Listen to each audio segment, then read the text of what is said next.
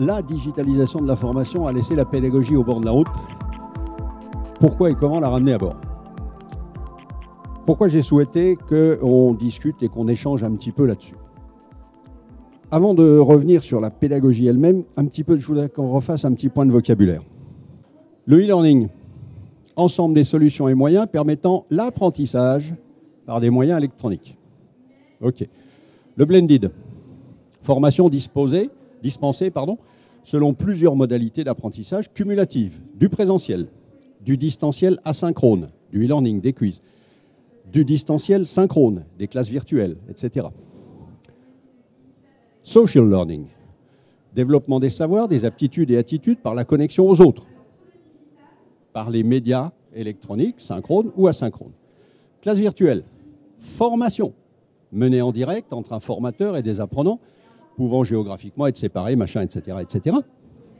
Serious game, outils utilisant les nouvelles technologies de l'information et de la communication, de faire passer de manière attractive un message pédagogique, tout en ayant l'aspect ludique du jeu vidéo. Et le MOOC, cours en ligne ouvert et massif, okay, avec ces petites variantes qui correspondent à des modèles économiques, à mon avis, plus réalistes, le SPOC et le COOC, Small Private Open Course, et le COOC, Corporate Open Classroom. OK? Si je synthétise un petit peu tout ce qu'on vient de voir là, quels mots reviennent? Apprentissage, modalité d'apprentissage, développement des savoirs, formation, message pédagogique, cours. Finalement, il y a deux mots qui se détachent et qui résument un petit peu tout ce qu'on vient de voir. Pédagogie, on est dans la formation, et e-learning. Tout ce qu'on vient de décrire, social learning, les MOOC, les classes virtuelles, les serious games, etc., le blended, tout ça, c'est du e-learning au sens le plus large. Parfois, il y a quelques années encore, il n'y a pas si longtemps, il y a 2-3 ans, on avait des articles dans la presse. Le blended learning est-il la mort du e-learning? Ah oui. Mais le e-learning est une des composantes du blended. Et vouloir les opposer les uns aux autres, ça n'a aucun sens. Tout ce qui est arrivé au fil des années, toute la digitalisation de la formation, ça nous a donné, à nous, les formateurs, toute une palette d'outils qu'on n'avait pas il y a 25 ans quand on a commencé. Je vais prendre un truc, le serious game. La gamification de la formation. C'est nouveau? Ça a toujours existé. Dans les séminaires comportementaux, le jeu de rôle. Allez, toi tu es dans le rôle du client, toi tu es dans le rôle du vendeur. Voilà, voilà votre personnage, voilà votre rôle, vous avez 5 minutes pour vous préparer et dans 5 minutes on filme. C'est du serious game. Okay. Les jeux d'entreprise, il y a quelques années, il y avait des jeux d'entreprise dont certains étaient très puissants, très costauds, y compris sur de la création d'entreprise, sur la vie d'une entreprise. C'est du gaming. D'accord? Mais les Anglais ne s'en étaient pas emparés et ça n'était pas encore digitalisé. Mais un certain nombre de techniques ont évolué, se sont digitalisées, mais existaient depuis longtemps. Je voudrais que simplement qu'on revienne sur 2-3 petits concepts.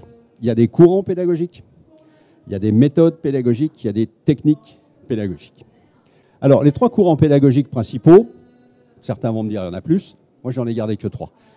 Le behaviorisme, le socio-constructivisme et le constructivisme. Alors, si on les décrit un petit peu, qu'est-ce qui se cache derrière ces mots?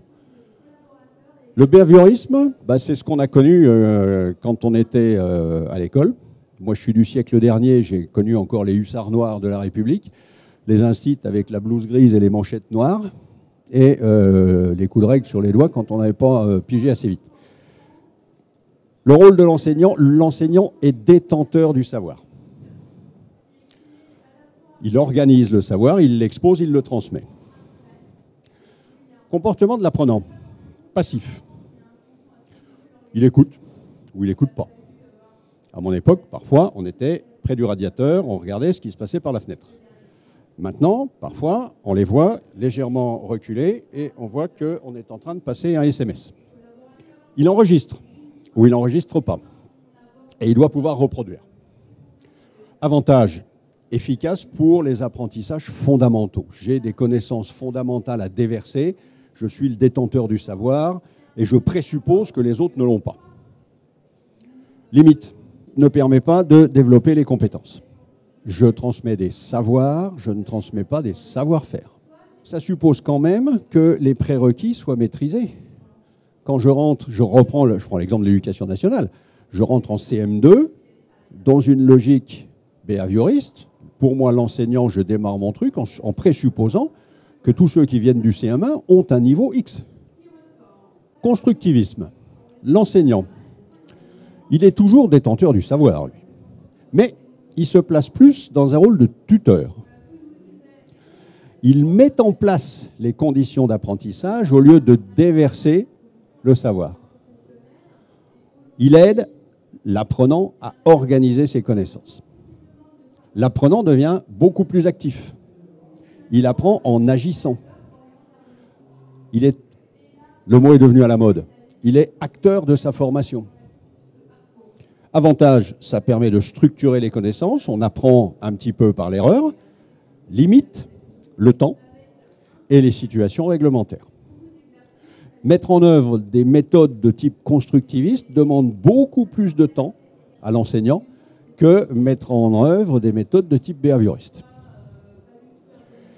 Limite les situations réglementaires. Depuis hier après-midi sur notre stand, j'ai 5 visiteurs où la problématique c'est on a des normes, on a des réglementations à respecter. Comment faire, premièrement, pour former les gens, et c'est des gros bataillons, et comment faire pour tester, et pour le cas échéant, attester vis-à-vis des autorités de tutelle qu'un certain nombre de choses ont été faites.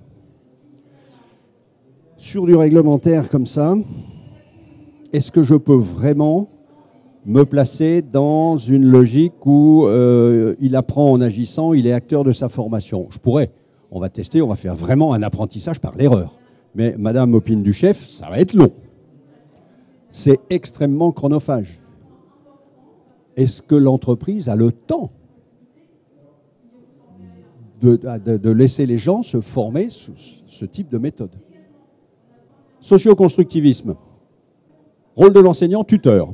Favorise et anime les échanges dans le groupe. L'apprenant, là, devient beaucoup plus acteur de sa formation. Il interagit à la fois avec l'enseignant, mais aussi avec les autres. Avantage, on apprend par les autres. On apprend par l'erreur. Limite. Le temps. On va retrouver celui-là. Et là, maintenant, j'en vois 2 autres des limites. Les compétences des autres et la nécessité des modérateurs. La compétence des autres, si je laisse les gens se former sur des réseaux sociaux. Ah, dis donc, j'ai un problème là, qu'est-ce que tu penses de ceci, de cela? Il y en a un qui répond, il répond, mais un truc, une énormité. On est complètement en dehors de la plaque. Ça y est, c'est parti, c'est diffusé sur le réseau social. Hein. Si je n'ai pas un modérateur qui a pu couper in extremis, on est très mal. On est très mal. Compétence des autres, nécessité de modération. Voilà un petit peu les 3 grands courants. Donc vous voyez que déjà, si je reprends tout ce qu'on avait tout à l'heure, le e-learning, les serious games, les classes virtuelles, les MOOC, le social learning, le blended learning, si je les rapproche un petit peu des 3 courants qu'on vient de définir, ça donne quoi? Le e-learning à l'ancienne et les classes virtuelles à l'ancienne, je peux considérer que c'est encore un peu du behaviorisme. On a des modules e-learning, par exemple on a, c'est pas ce qu'on fait nous, mais on en voit encore sur le marché, je pensais qu'on n'en voyait plus, mais on a encore des fichiers PDF à lire à l'écran. Je préférais acheter un que sais-je et m'installer tranquillement sur ma terrasse avec une, je sais pas moi, soit une orangeade, soit quelque chose de plus musclé, mais pour le lire tranquillement sous mon parasol. Serious game. Serious game constructivisme, bien sûr. Social learning, les MOOC. Donc vous voyez que déjà, même avec les outils qu'on a maintenant, je suis capable derrière de retrouver peu ou prou les grands courants de pensée de la pédagogie. Ensuite, j'ai dit on avait des méthodes pédagogiques. Donc déjà, dans quel courant je m'inscris? Ensuite, quelle méthode je vais utiliser? Méthode démonstrative, méthode analogique, méthode expositive, méthode interrogative, et il doit en rester une, la méthode découverte. En quelques mots, que nous apporte chacune des méthodes? La méthode démonstrative, acquisition d'un savoir-faire. Je fais, moi, le sachant, je fais reproduire un geste, une technique, une procédure. Je montre, tu exécutes. Méthode analogique, acquisition d'un concept, associe une nouveauté à un élément connu. Bon, vous avez déjà entendu parler de ceci, vous le maîtrisez, ben maintenant, je voudrais qu'on regarde un petit peu tel autre concept et qu'on le compare au premier. Et on va y voir les analogies, voir les différences. Méthode expositive. Acquérir des savoirs techniques ou procéduraux, transmettre le savoir. Méthode expositive, on retombe dans le behaviorisme de tout à l'heure. Méthode interrogative. Acquérir des savoirs, des connaissances. Développer la curiosité.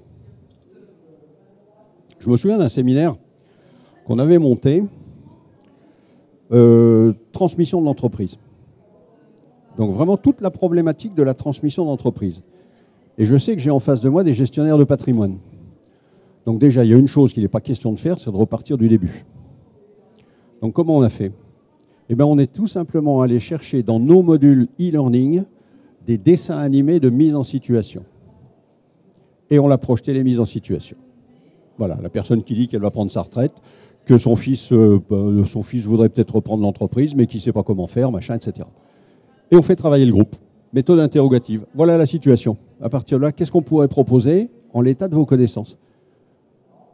Et on va travailler on est sur des gens d'un certain niveau. Il n'est pas question de reprendre les bases dans une méthode expositive. On y va, on va dans le dur. Mise en situation, c'est du serious game, mais c'est du serious game en salle. Et la dernière, ça va être la découverte. Acquérir des savoirs, savoir-faire, savoir-être, apprendre en groupe et par l'erreur. C'est un petit peu le même genre de méthode qu'on pourrait mettre en œuvre que celle que je viens de décrire. Voilà, donc, déjà, je peux me placer dans un courant. Je peux utiliser un certain nombre de méthodes, et puis derrière, je peux utiliser un certain nombre de techniques. L'exposé, l'exercice, le témoignage, la lecture, je leur fais prendre connaissance d'un truc, faire une synthèse. Étude de cas, jeu de rôle, jeu d'entreprise, démonstration, expérimentation, vidéo. Toutes ces techniques. Si on réfléchit, une bonne partie de ces techniques, on peut les utiliser dans toutes les solutions digitales ou dans toutes les solutions de digitalisation de la formation. Je peux tout utiliser. Mais pour que la formation soit efficace à la fin, il faut qu'elle ait au départ été construite selon une logique pédagogique. Et ça, on l'avait oublié. Ne pas oublier deux choses, les styles d'apprentissage et les rythmes d'apprentissage.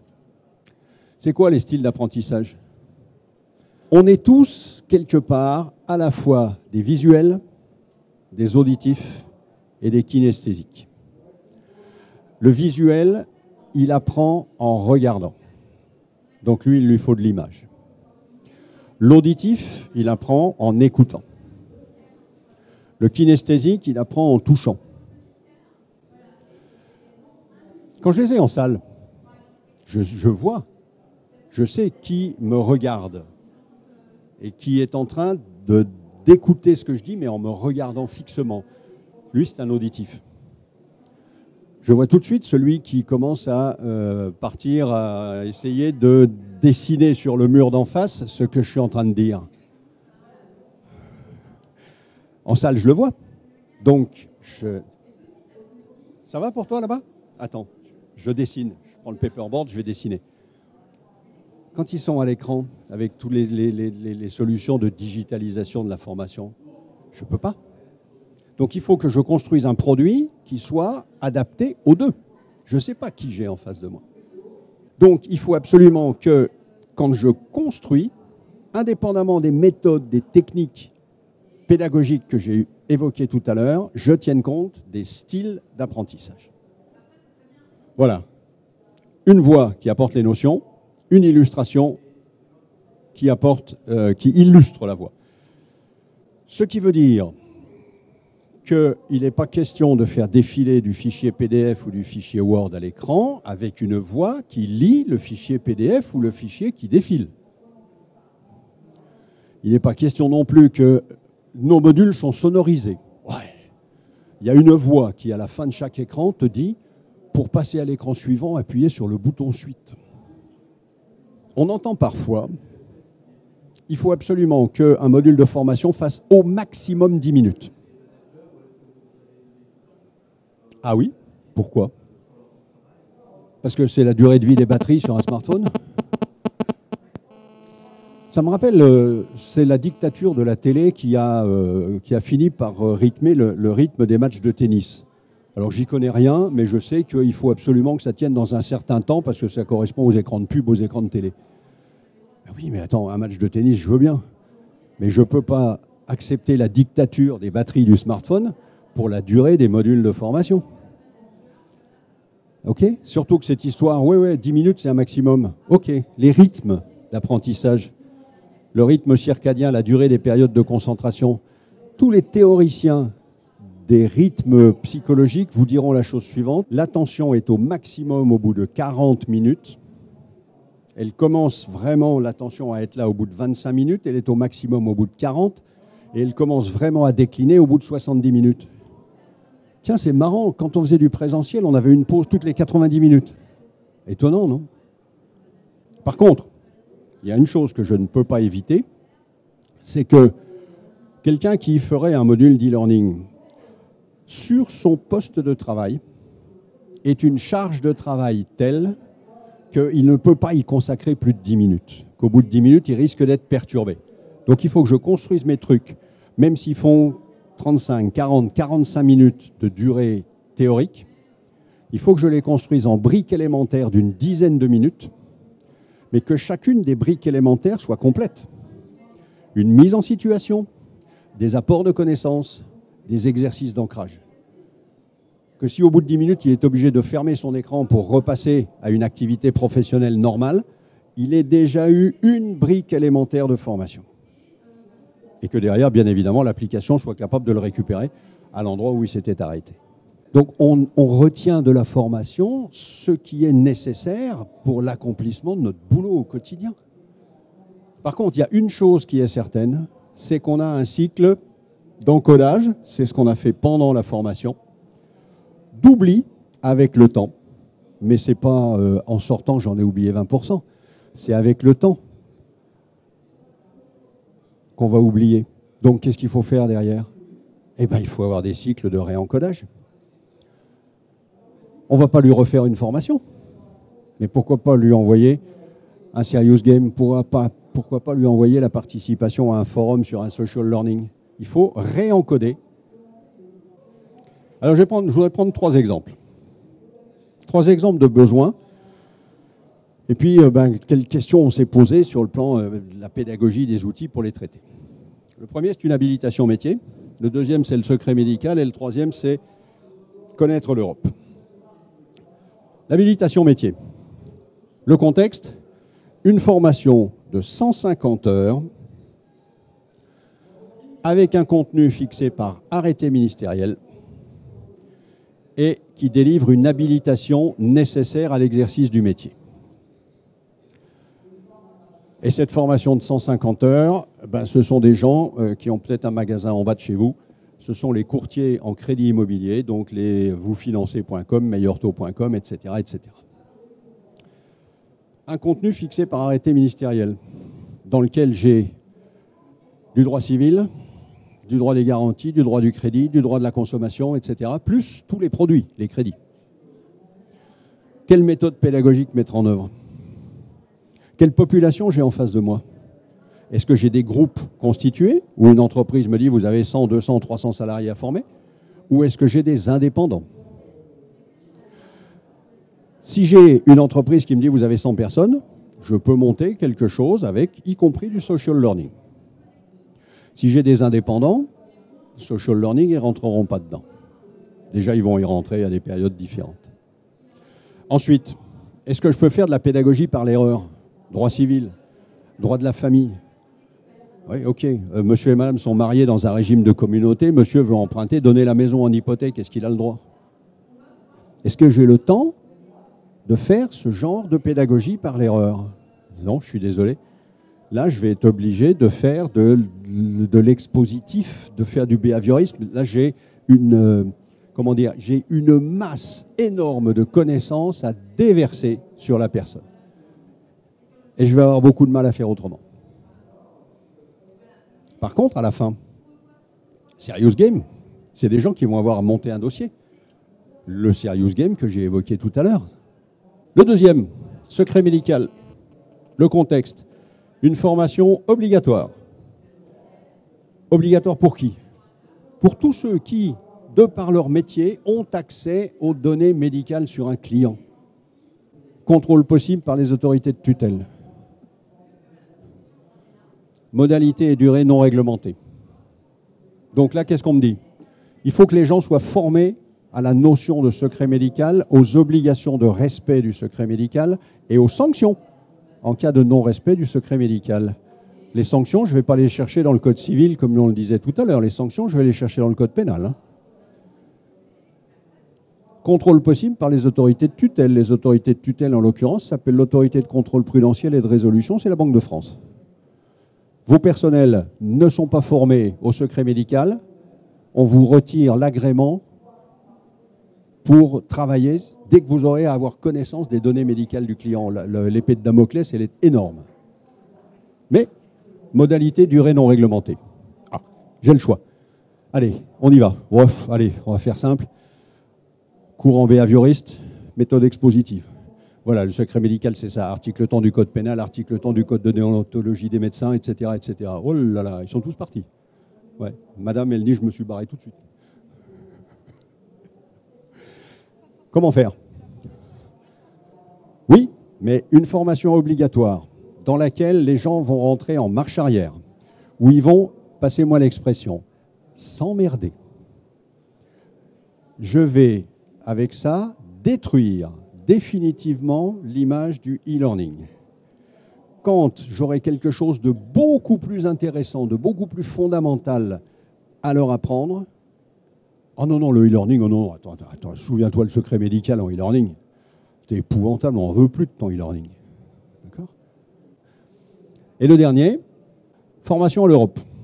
Le constat qu'on a fait, c'est que l'Europe est très peu connue du grand public, de vous et moi. Que les journalistes, que les hommes politiques n'y connaissent rien et ne disent de l'Europe que ce qui les arrange pendant les campagnes électorales, et que les journalistes, pour la plupart, 90% des journalistes, n'y connaissent rien non plus. On avait commencé à y réfléchir avant les élections européennes, en se disant ce serait peut-être pas mal qu'on ait un produit où ça explique aux gens. Ça ne s'est pas fait, parce que c'est long, mais les élections européennes, il en reviendra vraisemblablement dans 4 ans. Donc le besoin, il existe. Je ne sais pas sous quelle forme le prendre. Tout ce que je sais, c'est que les contenus existants sont peu convaincants. Cherchez de l'information sur l'Europe, sur Internet, sur Google, etc. Vous allez vous retrouver sur le site de la Commission européenne. Et après, démerdez-vous, vous êtes dans l'index. Donc moi, je pars sur des méthodes pédagogiques beaucoup plus interactives, beaucoup plus peut-être du MOOC, peut-être du serious game, peut-être des mini-formats, des formats de 2-3 minutes, etc. Et à l'heure actuelle, on est parti sur la logique suivante. Avec des étudiants d'une école de commerce, on a lancé sur Internet un sondage. Quelle est votre connaissance de l'Europe? On a proposé même 1 ou 2 petits jeux pour voir que les gens se testent un petit peu. Petit teasing pour qu'ils rentrent dedans. Et derrière, si vous vouliez obtenir une connaissance minimale, on est plus dans l'information que dans la formation, quel type de format vous conviendrait? Choisissez entre le MOOC, le petit format e-learning, le serious game, etc., etc. Donc voilà. Donc là, moi, j'attends plus que proposer quelque chose. J'attends presque que ce soit le marché qui réponde d'abord à la première question, est-ce que le besoin existe? Et à la deuxième question, si le besoin existe, sous quelle forme le marché l'attend? Dans la scénarisation de votre module, de votre parcours pédagogique, que pensez-vous de la complémentarité des médias, justement, à tel moment de l'audio, à tel moment de la vidéo, à tel moment de l'infographique, en fonction des styles et des rythmes, justement?